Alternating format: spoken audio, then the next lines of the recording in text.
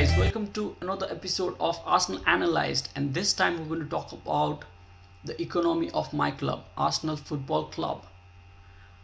Now, for many years, my cousins, my brothers, my friends, other people who support football have been giving me a lot of stick. They've been saying what?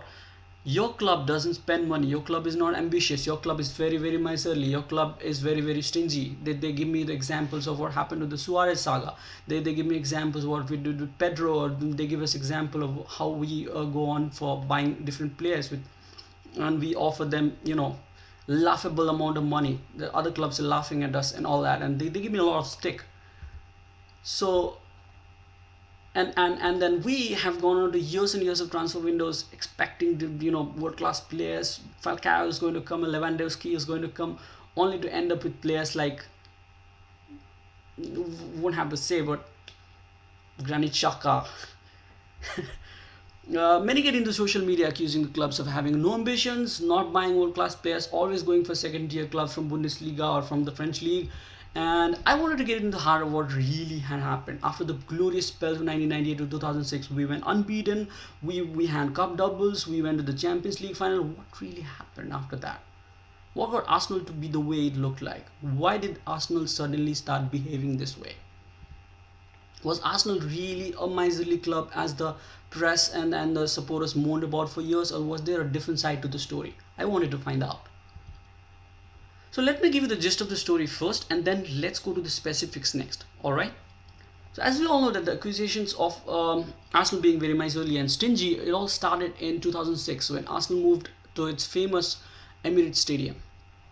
The club borrowed massive sums from the banks to build its stadium, so it no longer could spend big on new players, nor could it pay its world-class players the sum that other people are offering them.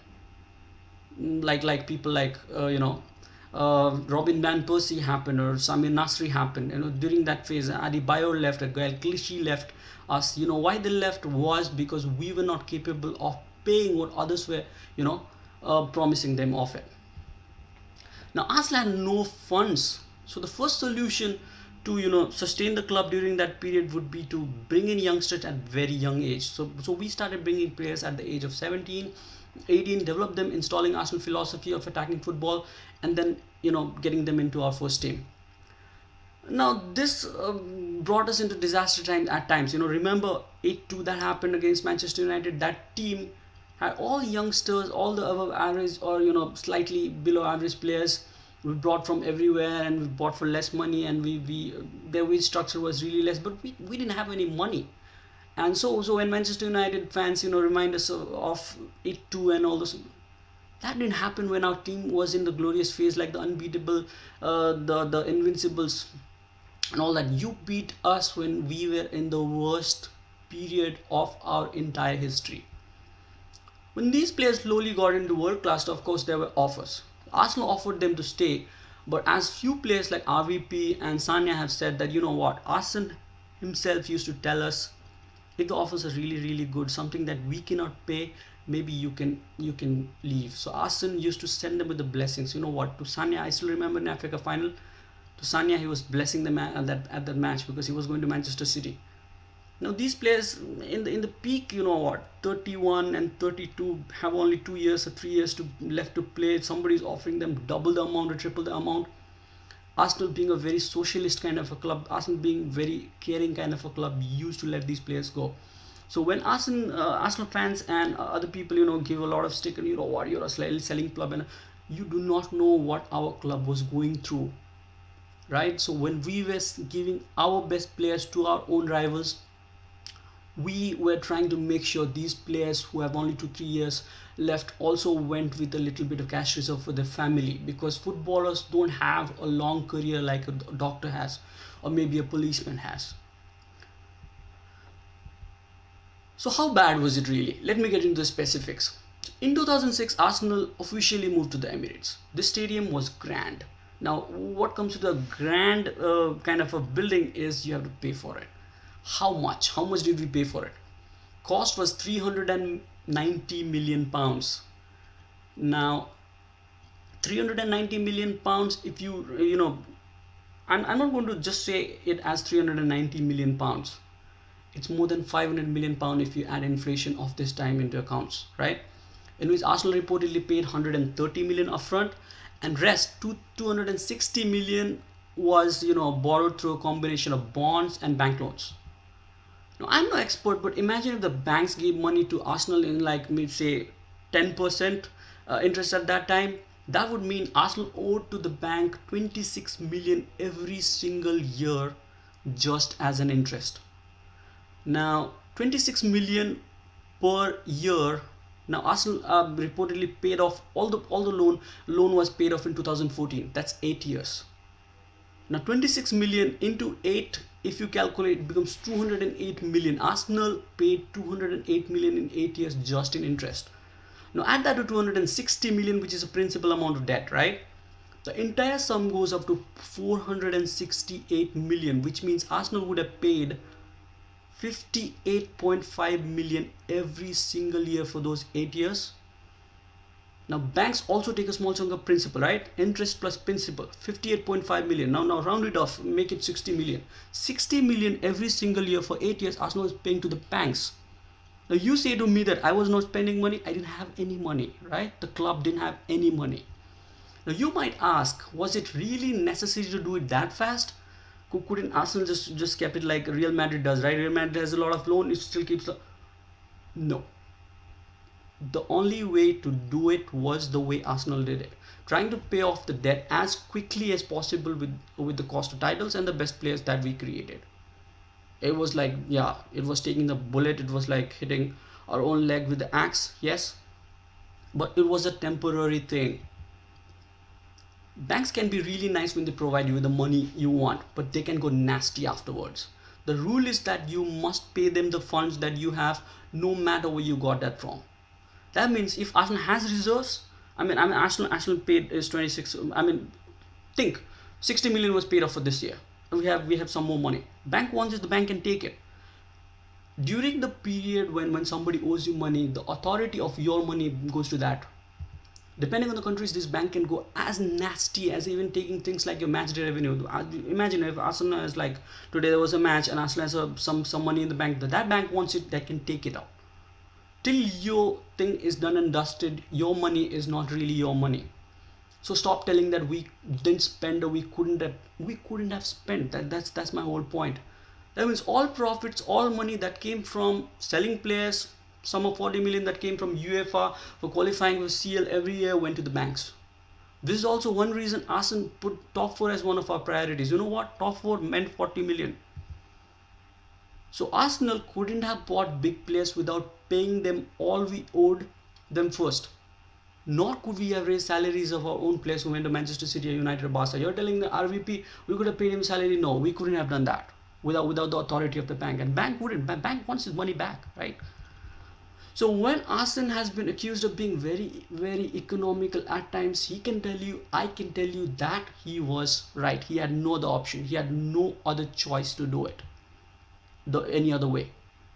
If you want to know how bad the situation was, I'll tell you what. 40 million from CL, and of course every year we were selling some big player like 35 million. What does that become? 75 million? 60 million goes to the bank. What remains? 15 million. Now 75, don't even carry it as 75. Think of it as 70 million. 60 million goes to the bank, 10 million remains, right? In that 10 million, Arsenal had to run the club. Which big player comes with a 10 million shared salary package? The club was being run for 8 years for 10 million pounds. Now you might say that, oh, you know what, match day revenue and this and that. Salary of hundreds of people who work for the stadium is going to be paid with that, right? Arsenal's salary itself was 7 to 8 million. That's meager. Don't say that, Arsenal took a lot of money. No. He had offers from Real Madrid, he had offers from Barcelona, he has consistently been having offers from PSG, he's been having offers from French national team. People in France accuse him of not being serious about his nationality. You know what? He could have easily gone to PSG right now and be bossing over Neymar right now. He can do that. He loves this club. Now think about our positions in PL during this time. Except for 16-17, now a lot of people say, Sanchez and Mesut Ozil. Nothing. With Maran Chamak and Bettner, we were in a better position than these stars who moan about, wanting to go to Manchester City and Manchester United every single week. They don't care about our club. Only Arsene cares about this club. We have consistently featured in top 4 for the past 21 years under Arsene. If Alexis Sanchez is coming and telling me I want Champions League football, yes, we have been in Champions. We created people like you who were, thrown away, who were bench warmers at Barcelona. If Alexis Sanchez goes back to Barcelona right now, I don't think they're going to play. Loses the ball consistently all the time, moans about it, always wriggling around the ball all the time, doing hovering. We made him look world class. Okay? So stop giving him the sticks. And to all the people, you know what? A lot of people say we are not behaving world class and we are not trying to compete and we are not behaving like a big boy club that we used to be. Time was different then. Right now, we have clubs that didn't even existed before. Manchester City, where was it before? 2002, 2003, 2004, where was it? Nowhere. It is literally owned by Abu Dhabi and Chinese government. You want us to compete with them? PSG, literally owned by the second richest country in the world, Qatar government. Real Madrid, Barca and Bayern are not in the equation because they're public owned club. They have like 60 to 70,000 owners for each club. So they can literally pay anything that they want. And even they are unable to, compete with PSG right now. You saw what happened with the Neymar thing, right? Barca couldn't compete with them. Manchester United is still eating off commercial revenues of the glory days of Alex Ferguson. Still going to maybe 10 more years is going to eat it that way. Yeah, so it's a real rich club right now. They didn't have to build a new stadium. The stadium that was built in maybe in the 60s is still there. Chelsea is owned by a Russian billionaire. That billionaire who can maybe buy Cristiano Ronaldo if he wants, right?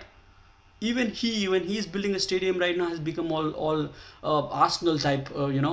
He's refusing to give big transfer kitty to the club and telling that you sell and you buy. I don't know. I don't care. I'm not giving any money. Right now, Chelsea is struggling in the transfer windows because they're building a new stadium. Tottenham, the same thing is happening.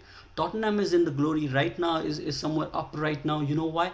Because of the youth products. We should also maybe follow that model. Produce our own players. Those players are going to care for the badge much more than these Alexis Sanchez or Mesut Ozil. I don't care about these kind of players anymore. Tottenham is never in the equation. Okay, Tottenham is like a spark right now. It's there right now. Yeah, building a stadium, coming to massive debt, might even get relegated after 2 seasons. Who knows? Arsenal is 5th among the top 5 spenders from 1992. Don't say that we don't spend. Last 5 years, Chelsea, Manchester United, Manchester City have made purchases of 600 million each. Liverpool made a purchase of 400 million, but we also have made close to 400 million a purchase in those 5 years. We are right there up. Of course, now you cannot tell us that Manchester City doesn't care when they buy a 35-40 million, they just throw it away. We cannot do that to Granit Xhaka or Mustafi. We have all the right to be cautious. We have all the right to wanting that value out of our money, because the money that we have is not from the oil pipes. It's not from a Russian mafia. Being very disrespectful, I think, but yeah, from a Russian billionaire. Or it's not from certain second richest country in the world. It's our money. It's brought by us. It's made by us through our sacrifices, through our merits and through our hard work. And during this, we have consistently been at the top.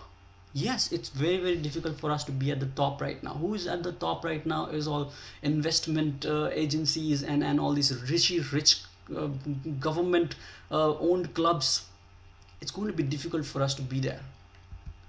But our net spend shows that we've been cautious, but who can blame us? It's the money we've made by ourselves. It's the money our manager, by spending 10 million, less than 10 million for a year, he made it. So he has all the right to be cautious. He has all the right to bargain. He has all the right to try to reduce that 2 million that he makes out of loaning a certain player or selling an academy player to somewhere else. We cannot be a PSG or a Manchester City. It's not going to happen. And now there's another issue right now.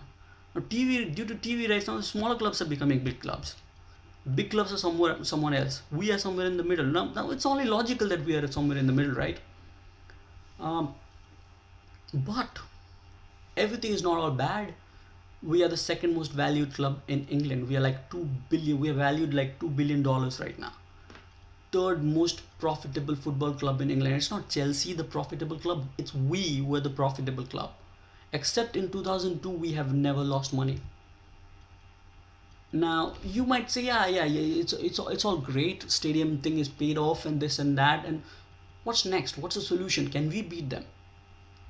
My answer would be yes and no. We cannot beat them by trying to spend like them. We'd go bankrupt and maybe get relegated and not even exist as a football club in a matter of years if we start spending like them. We don't even have that kind of money. What am I even saying? What we can do is we can follow the Dortmund model.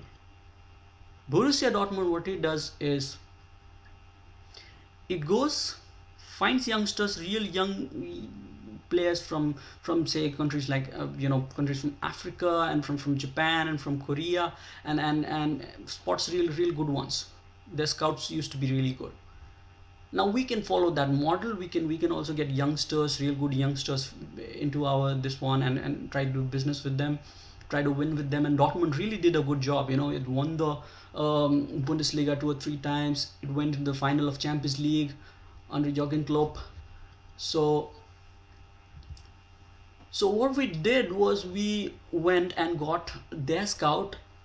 I don't know how to pronounce his name. His name is Sven Mislintat aboard. So this guy is going to be our scout from next season. So hopefully we're going to get some world-class youngsters into our kitty. Okay. Next thing that we can do is follow the Barca model. Now you can say Lionel Messi, Iniesta, world-class players. They didn't buy them. They made them. So for this, to get that shrewdness in transfer, for having a little bit of direction through our academy, we've gotten this director of football, the most successful Barca director of football, Raul Sanllehi, to our club. So we have Barca model going to happen, the Dortmund model going to happen, and hopefully with merits we might be able to win the league again. Leicester did it with a good combination of good players. None of us knew who Kante or Drinkwater or what's his name? What's his name? Jamie Vardy or Mahrez were. How could I forget their names? That guy ditched us, didn't he? Where is he right now? I don't see the league coming back very soon. League literally gets bought, guys. We don't have that kind of money. We can be the next Leicester if we want to. I mean, it feels really bad to talk about next Leicester. I mean, I'm just saying that we can replicate that model. You know what? Getting good players in our club, making a real good team. Hopefully, the new scout that we've gotten can get us such kind of players, and the director can give us good directions to create that kind of a team. We will win trophies though. We'll win the League Cup, possible. FA Cup, possible. Europa League, possible. Super Cup, possible. Community Shield, possible. Next season CL. Don't laugh when I say Champions League. Champions League is possible too. Champions League is all about luck in the fixtures. If we can get all the boogie teams out, somebody else can get all the boogie teams out, and if we can get teams like we have beaten before, like a Dortmund or a Munich or something in the final, we have a real good chance. And who can not say that we are not being really lucky in the finals? We've always gone to the finals. We've always won, except that Champions League final that I really regret about, when Lehmann got a red card. So it's not all bad, guys. I'm hopeful that the next match against Liverpool, which is at the Emirates this season, is going to be a success. Top 3 is possible. Few trophies during that time is possible, and hopefully we'll be back in the Champions League, and we'll be back to where we used to belong. I really hope Manchester City and PSG, you know what, somebody crashes them out. You know what, Manchester City shouldn't win the league this season. So what if they're playing real good football? Give me that kind of money and I can play good football. I mean, Arsenal can make it happen. I can assure you that can happen. Because that kind of money, anybody can do it. So thanks guys, please subscribe to this channel, smash like button for Arsenal if you're a gooner. If you give a dislike button, I know who you are. Put in your views and ideas for the next episodes in this comment section below, and I'll come back with more videos on Arsenal very soon.